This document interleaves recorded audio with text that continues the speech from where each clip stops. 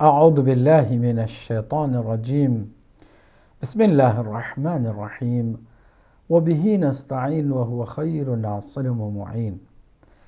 الحمد لله رب العالمين، وصلى الله على سيدنا سيد الأنبياء والمرسلين حبيب إله العالمين أبي الزهراء محمد وأهل بيته الطيبين الطاهرين المعصومين. أما بعد، قال الله الحكيم في كتابه الكريم: بسم الله الرحمن الرحيم فاعتبروا يا أولي الألباب. صدق اللہ العلی العظیم. ناظرین محترم، اللہ سبحانہ تعالیٰ کی حمد و ثنا اور اس کی تعریف و تمجید سے ہم اپنے ہر پروگرام کا آغاز کرتے ہیں. جیسا کہ آپ کو معلوم ہے، ہم محمد مصطفیٰ صلی اللہ علیہ وآلہ وسلم اور آپ کے خاندان مطہر پر درود و سلام بھی بھیجنے کا شرف حاصل کرتے ہیں، اور آپ کی خدمت میں بھی مخلصانہ سلام پیش کرتے ہوئے فخر محسوس کرتے ہیں. اللہ ہم سب کو صحیح معنوں میں ہدایت کی راہ پر چلتے ہوئے نجات کا سامان مہیا کرنے کی توفیق عطا فرمائے. ناظرین، آپ کے اپنے اس پروگرام تاریخ معصومین میں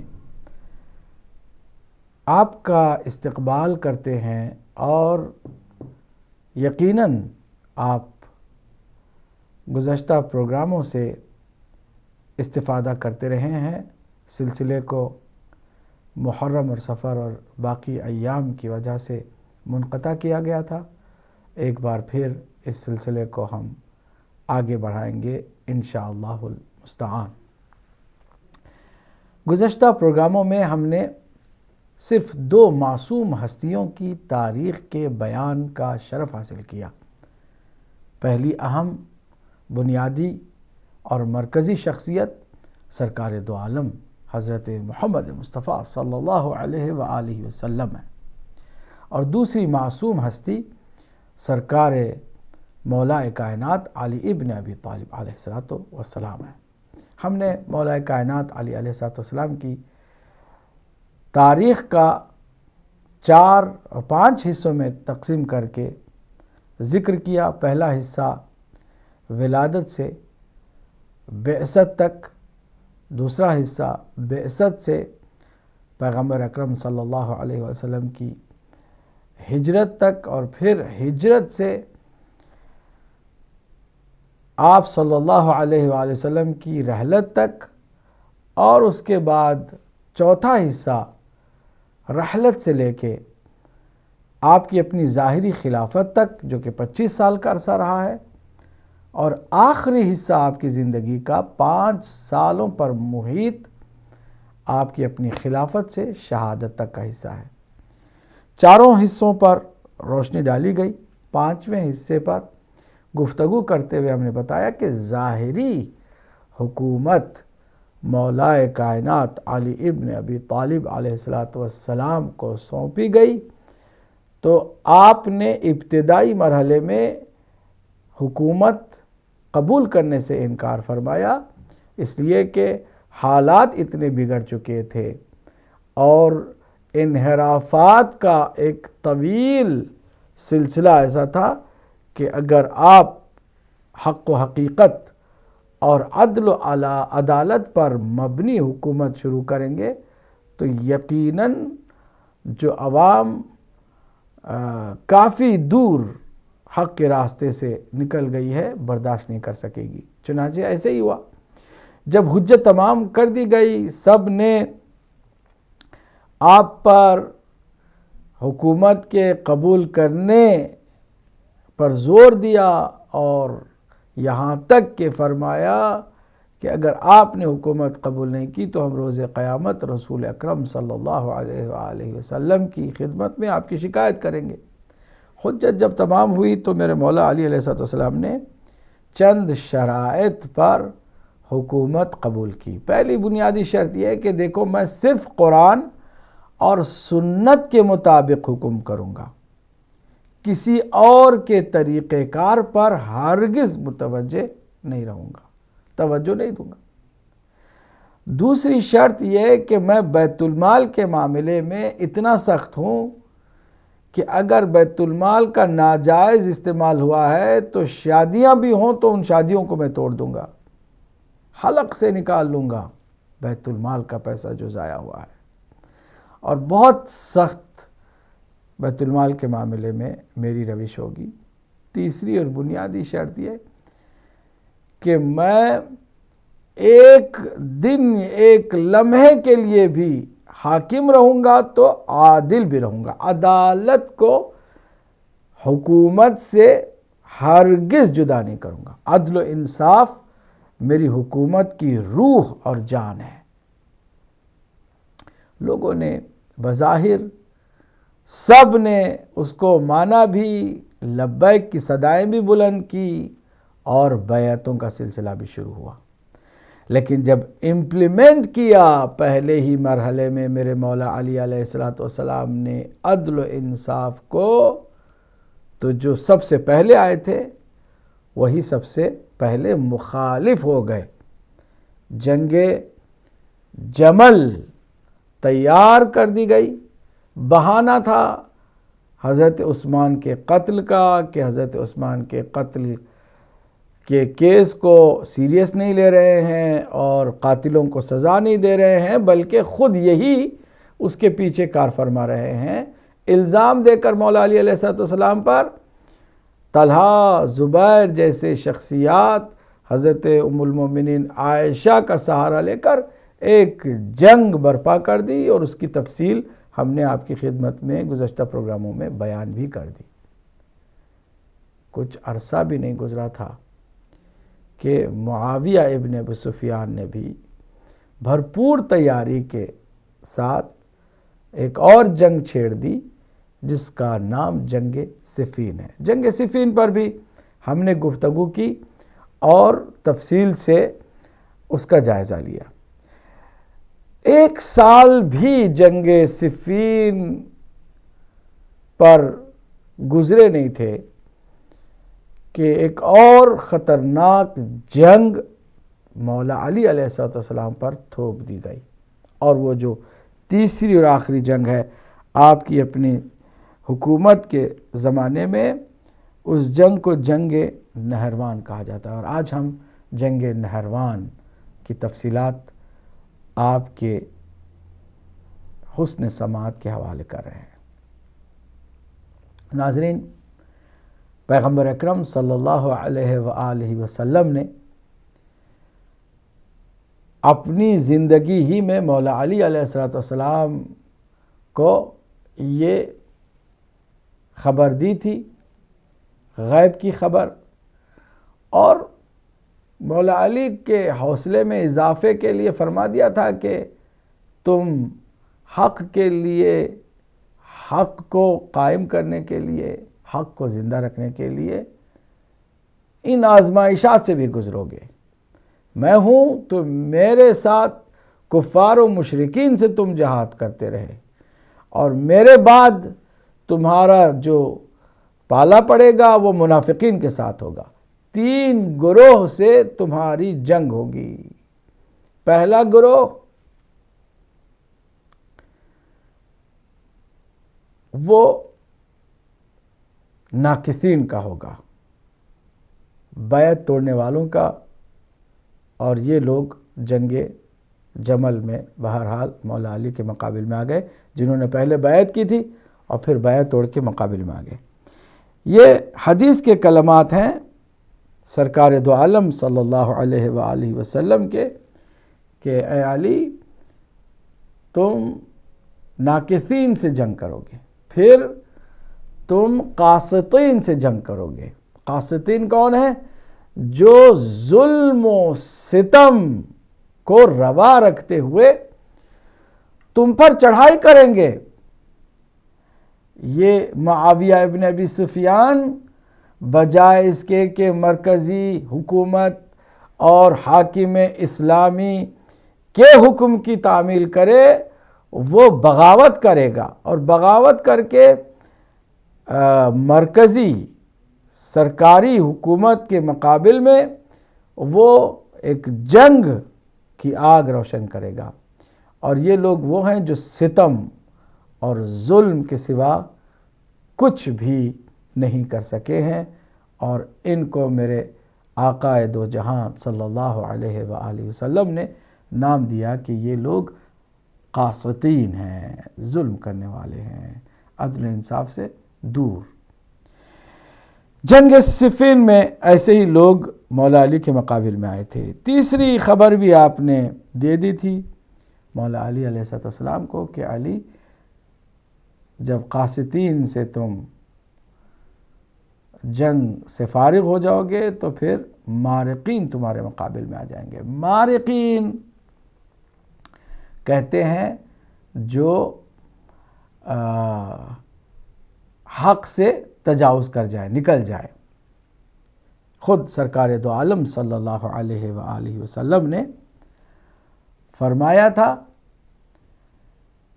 کہ وہ لوگ دین سے ایسے نکل جائیں گے جیسے تیر کمان سے نکل جاتا ہے، پھر دین کا ان سے کوئی تعلق نہیں ہوگا، اگرچہ دین کا ڈھونگ رچانے میں شاید سب سے آگے رہیں گے۔ ان کو عام زبان میں خوارج کہتے ہیں۔ جنگ نہروان خوارج کے ساتھ جنگ ہے، اور اس جنگ میں مولا علی علیہ السلام کے مقابل میں وہ لوگ تھے کہ جن کے لیے حضور نے پہلے ہی فرما دیا تھا کہ وہ دین سے ایسے نکل جائیں گے، یمرقون من الدین کما یمرق السہم من الکمان، کمان سے جیسے تیر نکل جاتا ہے ویسے وہ نکل جائیں گے دین سے۔ خوارج کی بنیاد کس نے رکھی؟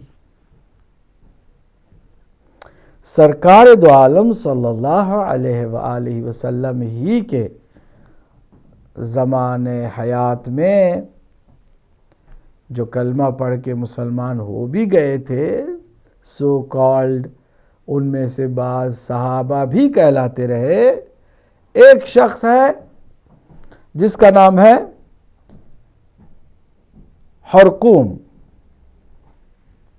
ہرقوس۔ یہ ہرقوس انہی صحابیوں میں سے ایک صحابی ہے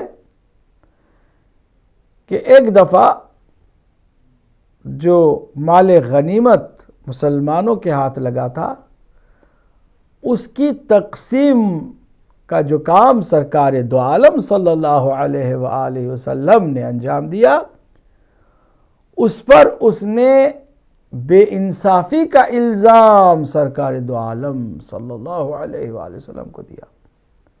کلمہ حضور کا پڑھ رہا ہے، نمک حضور کا کھا رہا ہے، بزم میں حضور کے رہنے لگا ہے، احسان فراموشی، گستاخی اور بے دینی کا ایسا مظاہرہ کھل کے جس نے کیا اس کا نام ہے ہرقوس۔ میرے سرکار نے فرمایا کہ اے بدبخت، اگر روئے زمین پر محمد ابن عبداللہ صلی اللہ علیہ وآلہ وسلم انصاف نہیں کرے گا تو دنیا میں کون ہے جو انصاف کرے گا؟ دین ہمارا عدل و انصاف کے اوپر مبنی ہے، روح دین عدل اور انصاف ہے۔ اب جو دین کا رکھوالا، دین کا پیغمبر، وہ اگر انصاف نہیں کرے گا تو کون کرے گا؟ یہ کیا الزام ہے جو تو مجھے دیتا ہے؟ بہرحال کچھ لوگوں نے، صحابہ نے اس کو چپ تو کرا دیا۔ حضور نے اسی وقت صحابہ کے سامنے بتایا کہ یہ وہ شخص ہے کہ جو میرے بعد ایک گروہ تیار کرے گا اور اس گروہ کی سربراہی کرتا ہوا دین سے ایسے نکل جائے گا جیسے تیر کمان سے نکل جاتا ہے۔ یہ ہے ہرقوس۔ یاد رکھیے گا ہرقوس نام کو کہ یہ ہے بانی، خوارج کا بانی۔ آگے بات کو بڑھاتے ہیں۔ یہ تو حضور کے زمانے میں تو گروپ تیار نہیں کر سکا، خاموشی چھائی ہوئی تھی کافی عرصے تک، کوئی پرابلم نہیں ہے. کوئی ہرقوس جیسے گستاخ رسول کو نہ ٹوکتا ہے نہ روکتا ہے، نہ یہ کوئی شرارت کرتا ہے. ایسے لگتا ہے جیسے اس کے سارے مسئلے حل ہو گئے ہیں. کب تک؟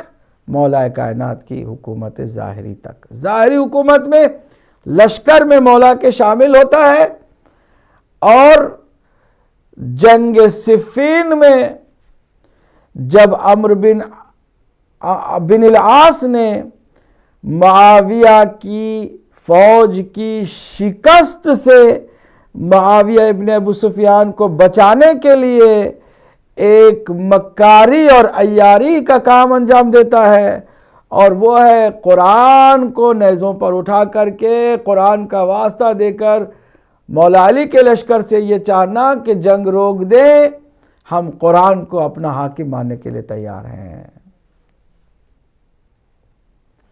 یہ صرف دھوکہ اور فریب کے سوا کچھ نہیں تھا. جب شکست حتمی ہو گئی، یقینی ہو گئی، قریب تھا کہ معاویہ ابن ابو سفیان کے خیمے کی تنابیں کاٹ دی جائیں، مالک اشتر اتنے قریب چلے گئے تھے کہ تھوڑی ہی دیر میں معاویہ ابن ابو سفیان کا صفایا ہونے والا تھا. ایسے میں عمرو بن عاص نے قرآن کو نیزوں پر اٹھا کر کے فریاد کر دی کہ ہم قرآن کو حاکم مانتے ہیں، جنگ کو روک دیا جائے. اب یہ جو ہرقوس کی سربراہی میں جاہلوں کی جماعت تھی، ہٹ دھرموں کی جماعت تھی، ضدی اور نہایت ہی بے عقل و بے خرد غیر معقول لوگ تھے، ان سب نے اچانک مولا علی علیہ السلام کے خلاف ہی باقاعدہ آوازیں اپنی بلند کر دیں کہ نہیں، ہم تو قرآن کے خلاف نہیں جانے والے. ادھر سے قرآن نیزوں پہ اٹھا دیا گیا ہے، قرآن کا واسطہ دیا جا رہا ہے، ہم کیا اس کے باوجود ہم ان سے لڑیں گے؟ نہیں لڑیں گے. ہم معاویہ کے لشکر سے نہیں لڑ سکتے کیونکہ قرآن درمیان میں آ گیا ہے. اب ہمیں قرآن کے مطابق فیصلہ کرنا ہے، لڑائی نہیں کرنی ہے. مولا علی علیہ السلام نے فرمایا کہ بدبختو، یہ فریب ہے، یہ دشمن کی سازش ہے، یہ دھوکہ ہے، اور ہرگز قرآن سے ان کا کوئی تعلق نہیں ہے. جو نیزوں پہ اٹھایا جا رہا ہے وہ کاغذ کے ٹکڑے ہیں، قرآن حقیقی تو میں ہوں. کیا تم نے پیغمبر سے نہیں سنا علی والقرآن والقرآن مع علی؟ مولا علی علیہ السلام سمجھا رہے ہیں، لیکن یہ جو ٹولہ ہے وہ بالکل ہی بضد ہے کہ جنگ کو روک دیا جائے. جیتی ہوئی جنگ روک دی گئی ان جاہلوں، ضدیوں اور بیوقوفوں اور احمقوں کی وجہ سے. آوازیں بلند کر دی. نعرہ ان کا خوارج کا پہلا نعرہ، ان الحکم الا للہ، کوئی اور حاکم نہیں ہے، کوئی اور بات نہیں کرے گا، حکم صرف قرآن کا چلے گا، اللہ کا چلے گا، لہذا قرآن ہی کی بات سنی جائے. حکم، وہ سارا واقعہ جو صفین کے ضمن میں ہم نے بیان کیا تھا اس سے پہلے کہ ایک طرف سے عمرو بن عاص کو معاویہ نے مزید مکاری کے کھیل کو کامیاب کرنے کے لیے اپنی طرف سے نمائندہ بنا کے بھیجا. مولا علی علیہ السلام نے فرمایا کہ اگر ایسی بات ہے تو میں مالک اشتر کو اپنا نمائندہ مقرر کرتا ہوں. یہی جماعت تھی کھڑی ہو گئی، یعنی یہی جو جاہل اور ضدی اور ہٹ دھرم ٹولہ تھا وہ کھڑا ہو گیا. نہیں، ہم مالک اشتر کو ہرگز حکم بننے نہیں دیں گے، بلکہ ابو موسیٰ اشعری جیسے متقی پرہیزگار اور نمازی کو ہم اپنی طرف سے حکم بنائیں گے. مولا علی علیہ السلام نے فرمایا کہ کیا ضد ہے، تم خود سب کچھ فیصلہ کرو گے یا تمہارے اپنے امام کی بھی بات سنو گے؟ حاکم میں ہوں کہ تم ہو؟ اگر میں بناؤں کسی کو تو میں تو مالک کو بناؤں گا، مالک اشتر کو.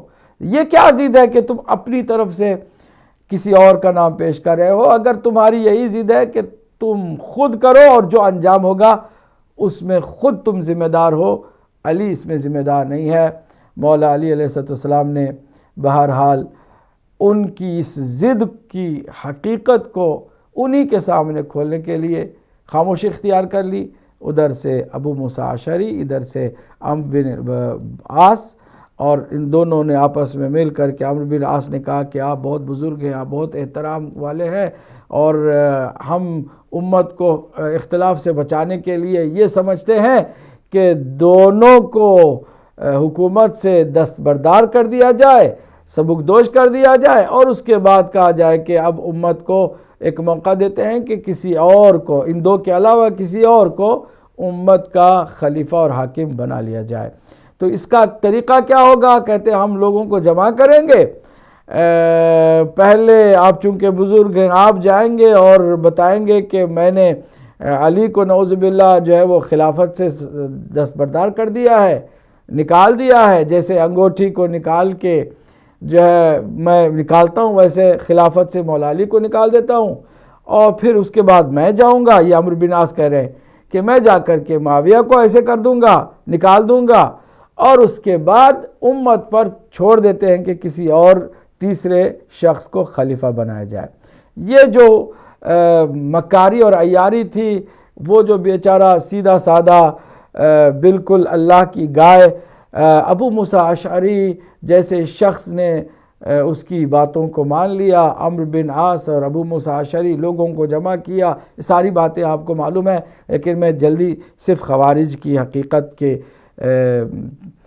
واضح کرنے کے لیے بتا رہا ہوں کہ ممبر پہ جو ہے اس نے کہا آپ بزرگ ہیں، آپ بہت متقی پرہیزگار ہیں، آپ جائیں، آپ پہلے خود اعلان کریں، اس کے بعد میں آؤں گا.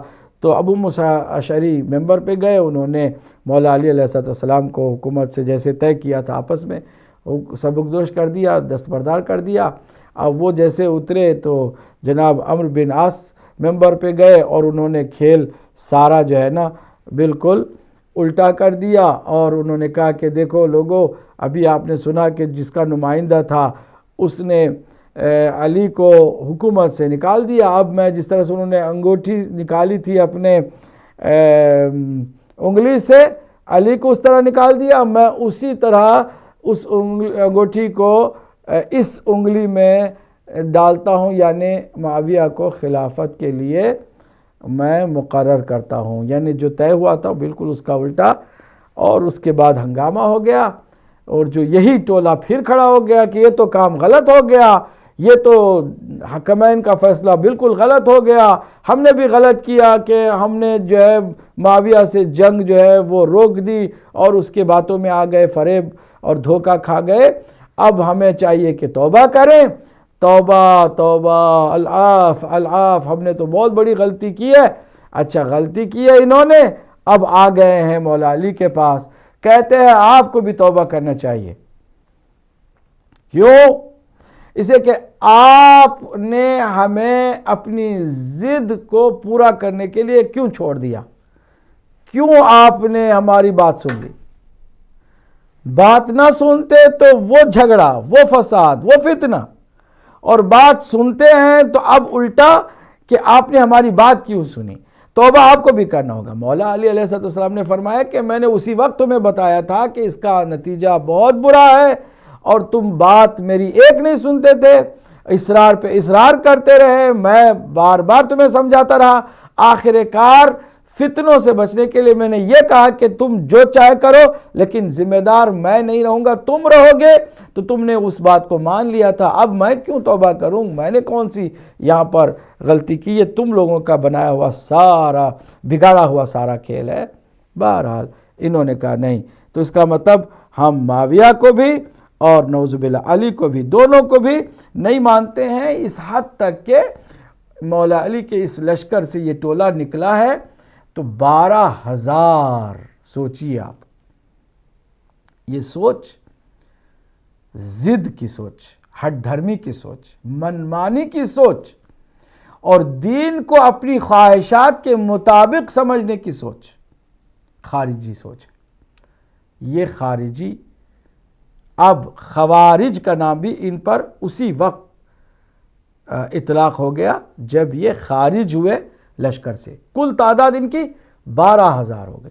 نکلے اور نکل کر کے شور بھی مچاتے تھے، مولا علی علیہ السلام نماز جماعت کے لیے کھڑے ہوئے ہیں، جماعت میں شریک نہیں ہوتے تھے، باہر شور مچاتے تھے، یہاں تک کہ نعوذ باللہ من ذالک کہتے تھے کہ ادھر معاویہ کافر ہو گیا ہے تو ادھر علی بھی نعوذ باللہ کافر ہو گئے ہیں۔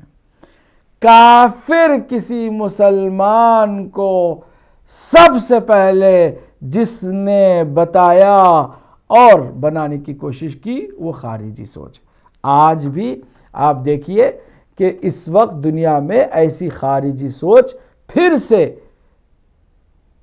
سر اٹھا رہی ہے، اور جس کا مرکز جو ہے وہی نجدی مرکز، جس کا سب کو پتہ ہے سوچ کہاں سے چلی ہے، اب وہی سوچ خارجی سوچ پھر سے جوان ہو گئی ہے، جو یہ کہتی ہے کہ کسی کافر کو مسلمان تو نہیں بنا سکتے ہیں، مسلمانوں کو ہی کافر بناؤ، اور خاص کر جو علی کے ماننے والے ان کو تو کافر ضرور کہنا ہے، کیونکہ خارجیوں نے سب سے پہلے مولا علی کو نعوذ باللہ کافر ڈکلیئر کرنے کی کوشش کی۔ یہ جو کافر کافر شیعہ کافر کے نعرے ہیں یہ آج کے نہیں ہیں، یہ سن 38 ہجری سے چلے ہیں، جو کہ خوارج کی جانب سے یہ نعرے چلے ہیں، اور یہ سلسلہ مولا علی کو تک اپنی لپیٹ میں لیتا رہا ہے، اور خارجی اس طرح جدا ہوئے، اور یہ لوگ جو ہے وہ جا کر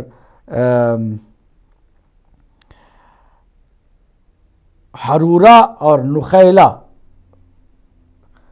علاقے کے نام ہے، وہاں پر یہ جمع ہوتے رہے، اور انہوں نے اچھا خاصا لشکر تیار کر لیا، مولا علی سے جنگ تک کرنے کے یہ درپے ہو گئے۔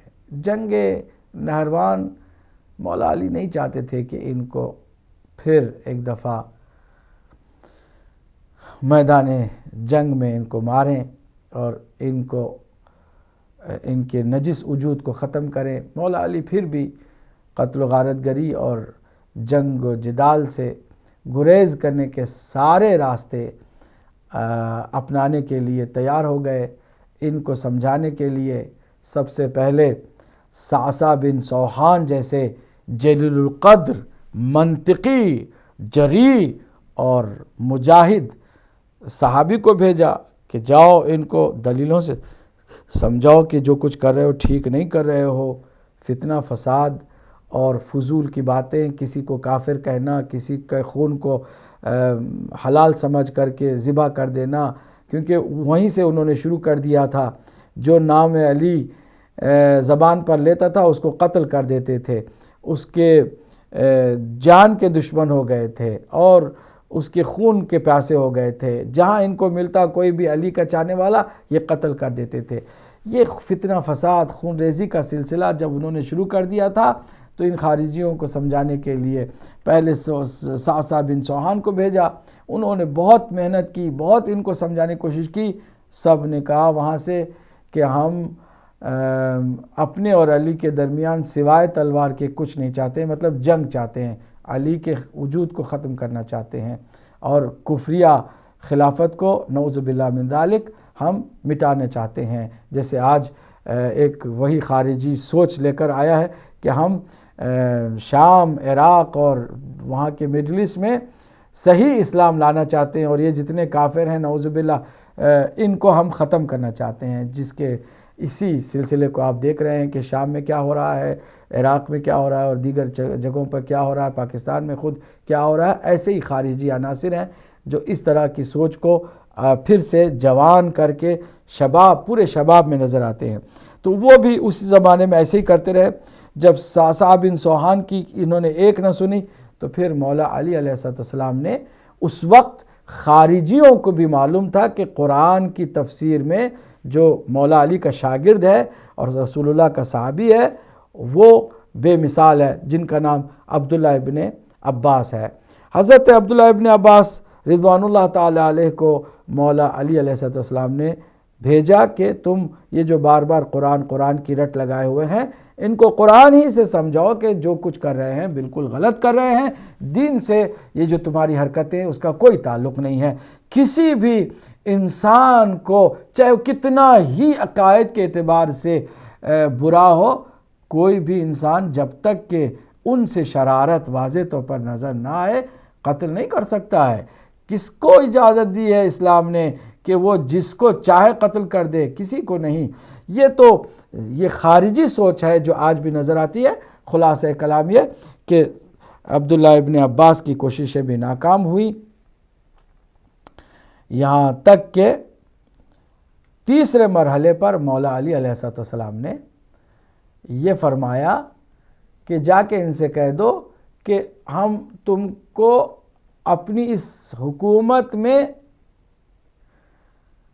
امان بھی دے سکتے ہیں، تم اپنے عقائد جو مجھے کافر کہہ رہے ہو اپنے عقائد پر تم باقی بھی رہ سکتے ہو، اس وقت تک تمہیں امان حاصل ہوگی جب تک کہ تم اپنی طرف سے شرارت نہیں کرو گے، فتنہ نہیں کرو گے، قتل و غارت گری کا جو سلسلہ ہے وہ آگے نہیں بڑھاؤ گے، بلکہ روک دو گے۔ اپنے عقیدے میں تم جیسے ہو وہ رہو، تمہاری مسجدیں بھی تم جو چاہتے ہو جیسے کرتے رہو، علی تمہیں ڈسٹرب نہیں کرے گا، اور حکومت اسلامی تمہارے حقوق کو بھی ملحوظ خاطر رکھے گی۔ اس حد تک فراغ دلی ادھر سے، وسعت نظری ادھر سے، رواداری ادھر سے، اور خون خرابے کو روکنے کے لیے اس حد تک برداشت مولا علی علیہ السلام نے کہ اپنے وجود نازنین کو جو کائنات میں دین اور اسلام اور قرآن کی جان ہے علی علیہ السلام، کافر کہنے والوں کو بھی زندہ رہنے کا حق دے رہے ہیں۔ اس طرف سے اتنی ساری برداشت ہے، ادھر سے بدبختی یہ ہے کہ انہوں نے 3 گروہ تیار کیے اپنے اندر۔ پہلا گروہ کہ حکومت کو کسی بھی صورت میں چھین لینا ہے مولا علی سے۔ دوسرا ہے کہ کسی بھی علی کے چاہنے والے کو زندہ رہنے نہیں دینا ہے، چاہے کہیں سے کچھ بھی مل جائے، اگر کوئی شیعہ معلوم ہوا تو اسے قتل کر دینا ہے۔ تیسرا گروہ وہ ہے کہ جو یہ چاہتا ہے کہ کچھ خرابیاں ایسی امت مسلمہ میں پیدا کرے کہ ان خرابیوں سے عام لوگ پریشان ہو اور اس کا الزام سیدھے سیدھے حکومت پر ڈال دیا جائے۔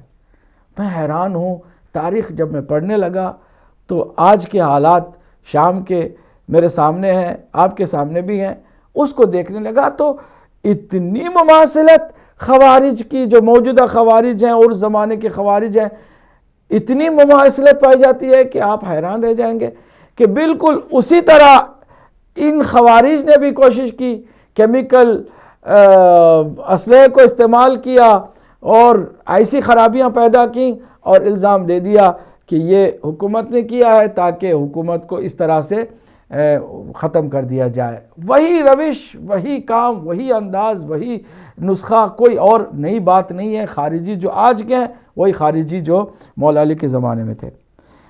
تو یہ جو 3 بنیادی انہوں نے کام شروع کر دیے، تو پھر مولا علی علیہ السلام نے کہا کہ اب حجت تمام ہو گئی ہے۔ ہم نے ان کو سمجھانے کی کوشش کی، نہیں سمجھے۔ ہم نے ان کو امان دی، امان کو بھی یہ پسند نہیں کرتے، بلکہ فتنہ و فساد ہی چاہتے ہیں، جنگ ہی چاہتے ہیں، اور کوئی چارہ نہیں ہے۔ اس کے بعد بھی میرے مولا نے ایک اور زبردست کام کیا، توجہ سے سنیے گا۔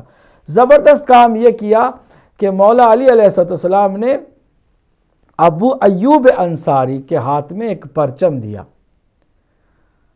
صلح کا پرچم، کہ تم لے جاؤ اور لے جا کر پرچم کو نصب کر کے اعلان کروا دو جتنے خارجی وہاں پر نخیلہ میں اور حرورہ میں جمع ہیں، کہ جو بھی اس ابو ایوب انصاری کے پرچم کے نیچے پناہ لے کر آ جائے گا وہ امان میں رہے گا، اس کے ساتھ کوئی جنگ نہیں ہوگی، اور جو اس امان کے دائرے میں بھی نہیں آئے گا تو اسے باقاعدہ واضح طور پر بتا دیا جاتا ہے کہ ذوالفقار علوی اس کے سر پہ آنے والی ہے، اور ایک ایسا خدا کا قہر ان پر برسنے والا ہے کہ ہرگز کوئی اس قہر خدا سے بچ نہیں سکے گا۔ اعلان مولا علی علیہ السلام کے جلال اور الہی قہر کا اعلان ہو گیا۔ ابو ایوب انصاری نے جا کر اس پرچم کو نصب کیا، تقریباً 4000 سے زیادہ کے لوگ وہاں پر نکلے اور نکل کر کے اس پرچم کے نیچے آ گئے۔ 5000 تک لوگ ادھر آ گئے، ان میں سے کچھ لوگ پرچم کے نیچے نہیں آئے لیکن خوف سے بھاگ گئے، کیونکہ مولا علی کے ذوالفقار کو وہ اچھی طرح سے سمجھتے تھے کہ اس کا کیا مطلب ہے، موت اور ہلاکت اور تباہی اور بربادی کے سوا کچھ نہیں ہے۔ کچھ لوگ وہاں سے کوفہ بھاگ گئے، کچھ لوگ بصرہ بھاگ گئے، لیکن اس کے باوجود جو ہٹ دھرمی پر اڑے رہے ان کی تعداد تاریخ نے بتائی ہے کہ 2800 افراد تھے کہ جنہوں نے کسی صورت کوئی بات نہیں سنی اور کہا کہ ہم تیار ہیں حضرت علی علیہ السلام کے ساتھ جنگ کرنے کے لیے۔ چنانچہ یہ جنگ ہوئی اور اس جنگ کے نتیجے میں ان کو سب کو واصل جہنم کیا۔ لیکن اس جنگ سے پہلے مولا علی علیہ السلام نے یہ خبر غیب کی دی تھی کہ یاد رکھو کہ اس جنگ میں 9 افراد میرے لشکر کے شہید ہوں گے، جبکہ 10 افراد دشمن کے بھاگنے میں کامیاب ہو جائیں گے۔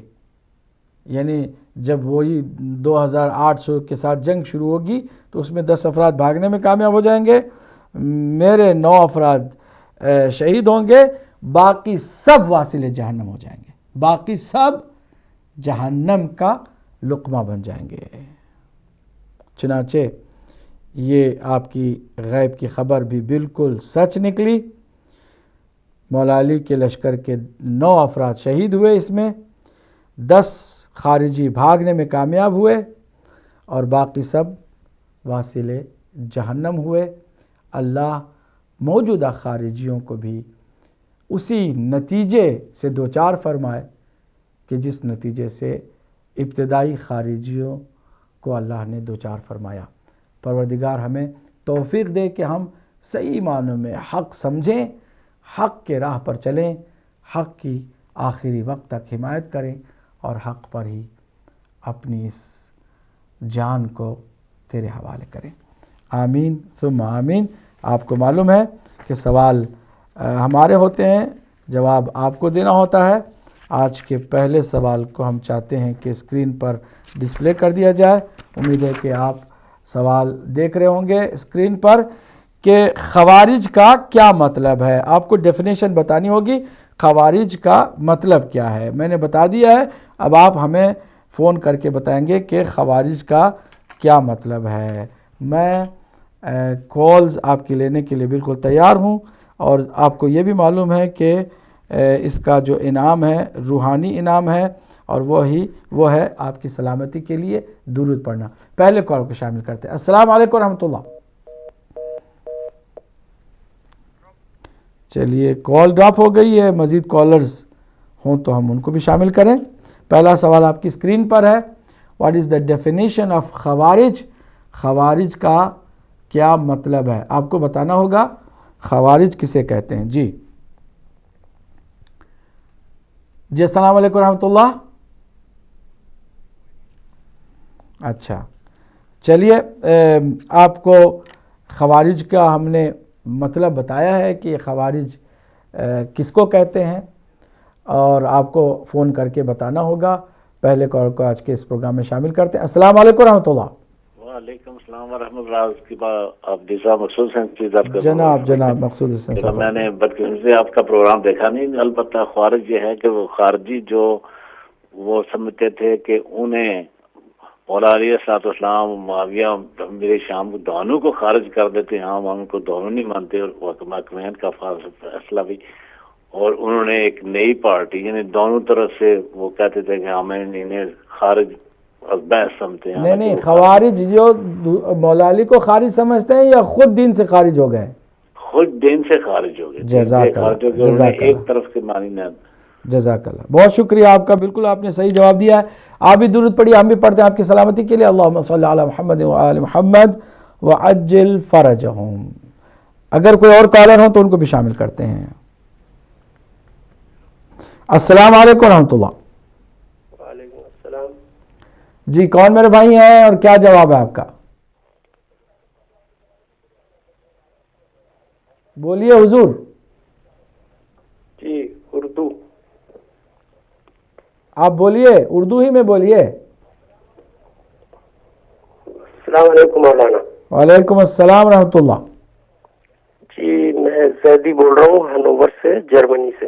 زیدی صاحب جرمنی سے بول رہے ہیں, فرمائیے کیا جواب ہے؟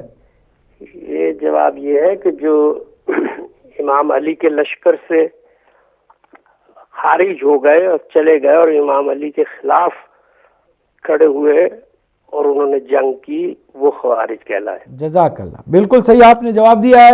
آپ اپنی سلامتی کے لیے خود بھی درود پڑھیے, ہمارے ناظرین بھی آپ کے لیے پڑھیں گے, ہم بھی پڑھتے ہیں. اللہم صلی علی محمد و آل محمد وعجل فرجہم. اگلے کال کو بھی شامل کرتے ہیں. جی السلام علیکم ورحمۃ اللہ. چلیے, میں چونکہ ٹائم ہمارے پاس بہت کم ہے, میں چاہوں گا کہ دوسرا سوال بھی اسکرین پر آ جائے اور اس کے لیے بھی جواب دینے والے آ جائیں. دوسرا سوال بھی اسکرین پر آ گیا کہ who was the founder of خوارج. میں نے نام بتایا تھا ایک شخص کے جو حضور کے زمانے ہی میں صحابیوں کے درمیان رہا اور اس نے حضور ہی کی عدل و انصاف پر شک کیا, اعتراض کیا, اور حضور نے فرمایا تھا کہ یہ وہ شخص ہے کہ جو میرے بعد ایک جاہلوں کی جماعت کی سربراہی کرے گا, جو دین سے ایسے نکل جائیں گے جیسے تیر کمان سے نکل جاتا ہے. اس شخص کا نام آپ کو بتانا ہوگا. میں نے اپنے پروگرام میں اس کا نام بتایا ہے. اب دیکھتے ہیں کہ آپ میں سے کس کو یاد ہے کہ اس شخص کا کیا نام ہے. السلام علیکم ورحمۃ اللہ. السلام علیکم ورحمۃ اللہ. وعلیکم السلام ورحمۃ اللہ. ماشاء اللہ, فرمائیے مزور نقوی صاحب, فرمائیے. قبلہ اس کا نام ہرکوس تھا, اس کو ذوالخویفرہ تمیمی بھی کہتے تھے. جی جی بالکل صحیح, جی بالکل بانی تھا اس گروپ کا. جزاک اللہ. درود پڑھیے گا اپنی سلامتی کے لیے, اپنی فیملی کے, اور ہم بھی پڑھتے ہیں, ہمارے ناظرین بھی یقیناً پڑھتے ہوں گے ہمارے ساتھ, کیونکہ سب سے بڑا کنجوس وہ ہے کہ جو درود میں کنجوسی کرے. اللہم صلی علی محمد و آل محمد. اگلے کال کو بھی شامل کرتے ہیں. السلام علیکم ورحمۃ اللہ. السلام علیکم ورحمۃ اللہ.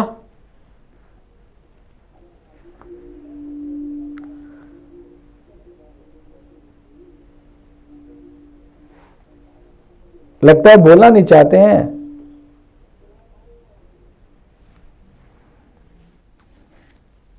اور کوئی کالر ہو تو ان کو دے.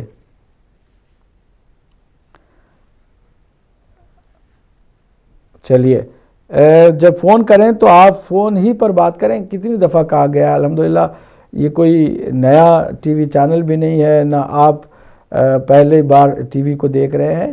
جب آپ کہیں فون کریں, خاص کر ٹی وی چینلز پر, تو کوشش کریں کہ فون پر ہی گفتگو کریں, تو ٹی وی کی جو ویلیوم ہے اس کو یا تو بند کر دیں یا کسی اور کمرے میں چلے جائیں, تاکہ آپ سکون سے بات کر سکیں, ہم آپ کی بات سن سکیں, اور آپ ہماری بات سن سکیں. دوسرا جو سوال ہے آپ کے سامنے ہے, اور ایک شخص ہے کہ جس نے بنیاد رکھی ہے خوارج کی, اور جس نے یہ کوشش کی ہے کہ مولا علی کے مقابل میں ایک اور نیا فرقہ جو ہے بنا دے. ہم چاہتے ہیں اس شخص کا نام آپ بتائیں. Who was the founder of خوارج, کون تھا بانی خارجیوں کا؟ اس شخص کا نام آپ کو بتانا ہوگا. ہمارے ایک کالر جناب مزور حسین نقوی صاحب آئے تھے ناروے سے, جواب انہوں نے دے دیا ہے. مزید ہم چاہتے ہیں کہ ایک اور شخص آئے تاکہ ہم تیسرے سوال کو بھی اسکرین پر لے آئیں, کیونکہ ہمارے پاس ٹائم نہیں ہے. تو یہ دوسرے سوال کے لیے. السلام علیکم ورحمۃ اللہ. السلام علیکم ورحمۃ اللہ.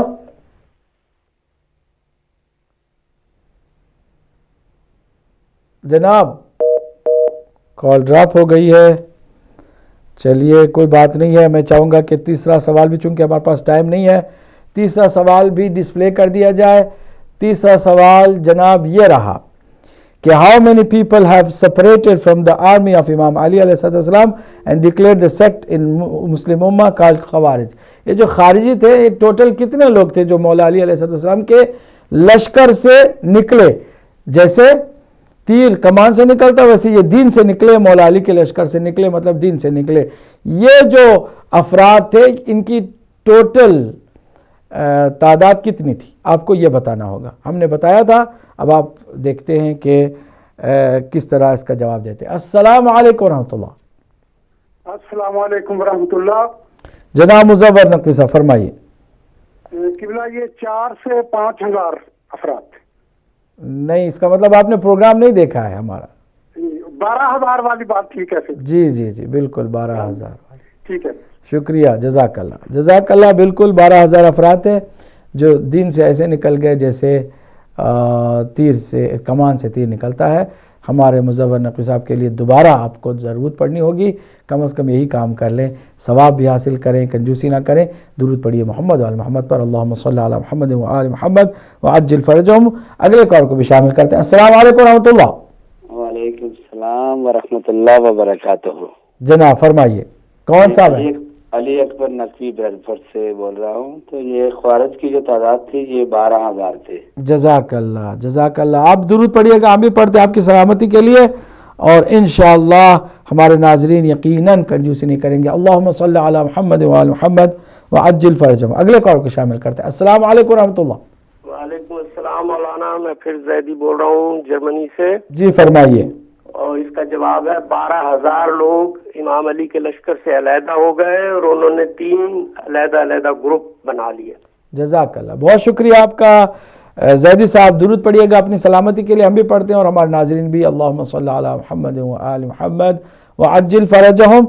آخری سوال میں چاہوں گا کہ اسکرین پر آ جائے تاکہ ہم اپنے وقت کے اندر ہی اپنی گفتگو کو سمیٹ سکیں.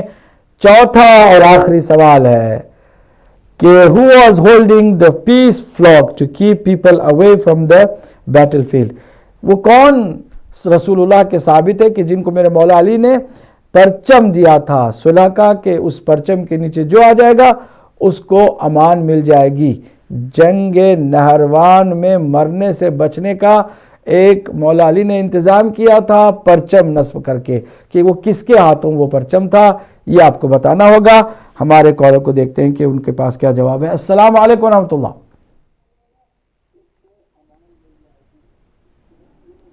السلام علیکم ورحمۃ اللہ.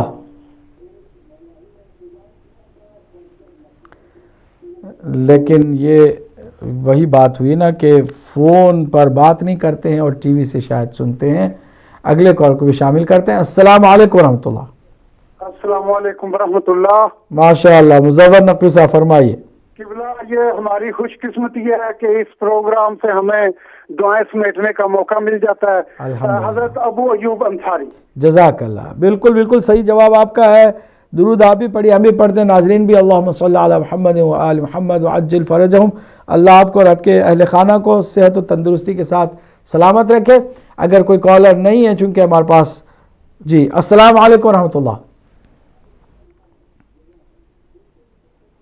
السلام علیکم ورحمۃ اللہ.